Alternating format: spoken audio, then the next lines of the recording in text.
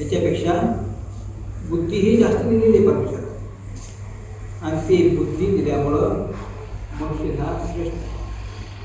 बुद्धी म्हणजे पुढचा विचार करण्याची शक्ती आहे त्याच्यामध्ये, की काय केलं तर काय होईल हे विचार करण्याची शक्ती आहे. आणि ती बुद्धी दिल्यामुळं मनुष्यामध्ये फार मोठा फरक पडला.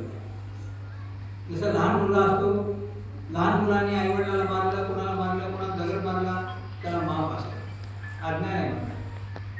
तोच मुलगा मोठा झाल्यानंतर मारलं तेच त्याला पाप होतं. का? त्याच मुलाला का पाप होतं? ते पहिली क्रियाची अज्ञानपणाने केली, दुसरी क्रियाची समजून केली. म्हणजे समजून केल्यानंतर जे केलं असतं ते पाप आहे. तसं इतर पाळणारा बुद्धी नसल्यामुळे त्याला समजत नाही. त्यांनी काही केलं, कोणाला मारलं, काही केलं ते आपण म्हणतो. एखाद्याने किती पाप केलं, किती काही केलेलं कर्मानुबंधी मनुष्य होते. मनुष्य कर्माने बांधलेला आहे. मनुष्य त्याला या जन्मात सुद्धा